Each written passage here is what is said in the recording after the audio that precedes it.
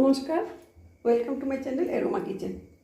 আজ বানাচ্ছি টুটি ফ্রুটি। টুটি ফ্রুটির জন্য প্রথম পেঁপেটা নিয়ে নিয়েছি ধুয়ে। এখন পেঁপেটাকে কেটে নেব।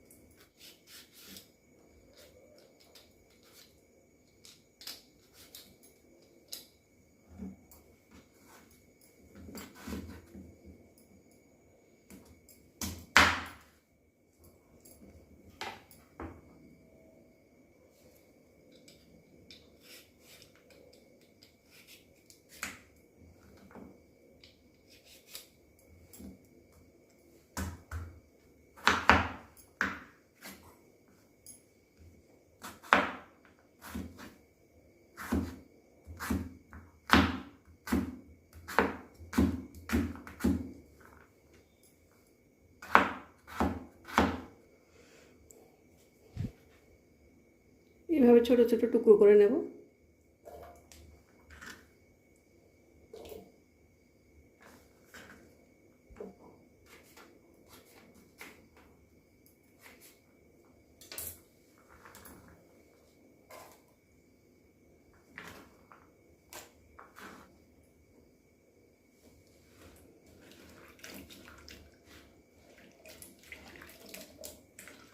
এখন আমি এই টুকরোগুলোকে পেঁপের টুকরোগুলোকে জলে দিয়ে দিচ্ছি।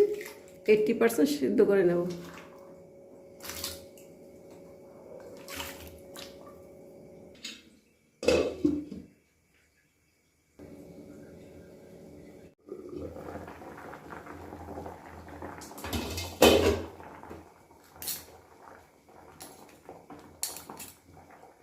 তো সিদ্ধ হয়ে গেছে, প্রায় 90% হয়ে গেছে।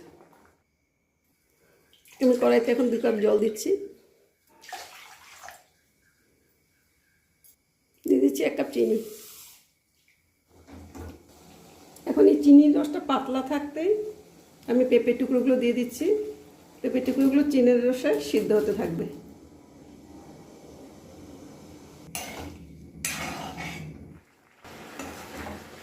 এটা আমার হয়ে গেছে।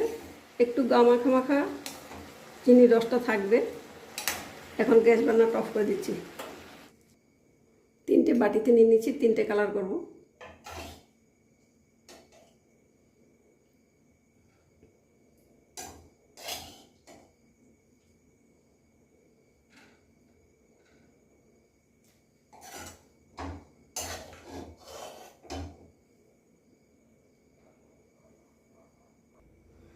প্রথমে আমি একটা রেড কালার দিচ্ছি, 1 ড্রপ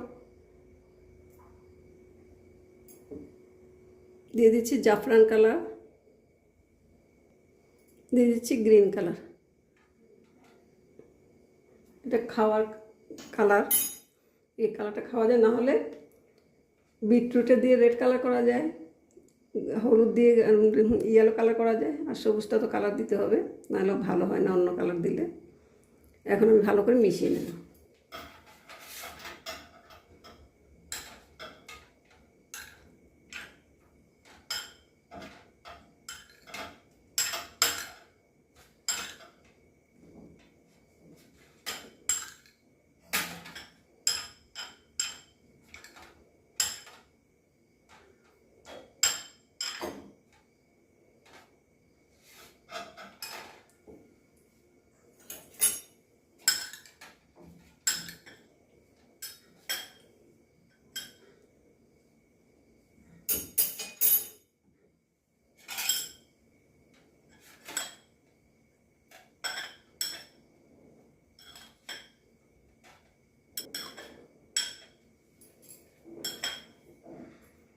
এইভাবে কালারগুলো ভালো করে মিশিয়ে দিয়েছি। আমি এখানে 3 রকম কালার, ফুড কালার দিলাম, রেড কালার দিয়েছি, স্যাফরন কালার, গ্রিন কালার। এখন এইভাবে আমি রেখে দেবো 4-5 ঘন্টা, যাতে শুকিয়ে যায়। রোদে দেবো না, এমনি খোলা জায়গায় রেখেছি, তাতে হাওয়াতে শুকিয়ে যাবে। তারপর আমি দেখাবো।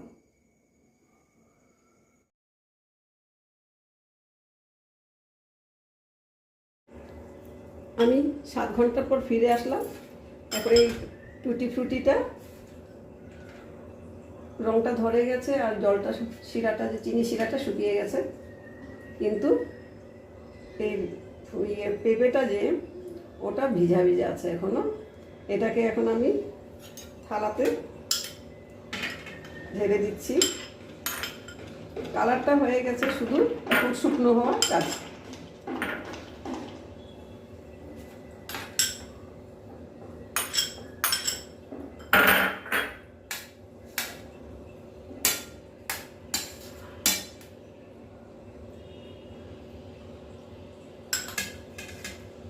দেখতে দারুণ লাগছে।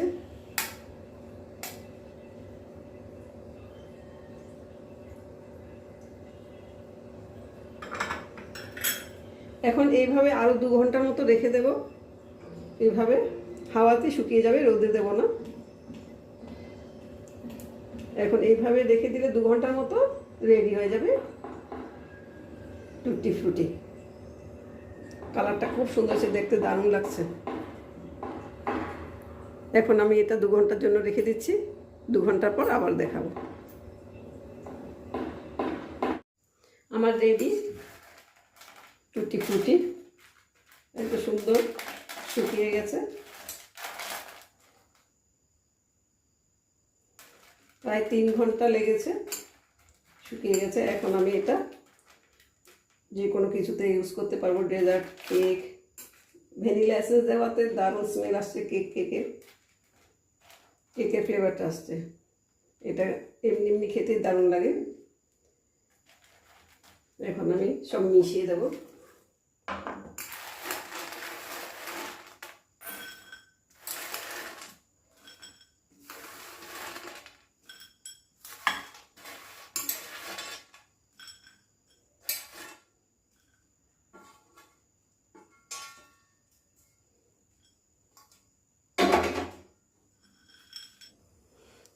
সবগুলো মিশিয়ে দিলাম একসাথে। এখন এয়ারটাইট কন্টেনার রেখে দেব।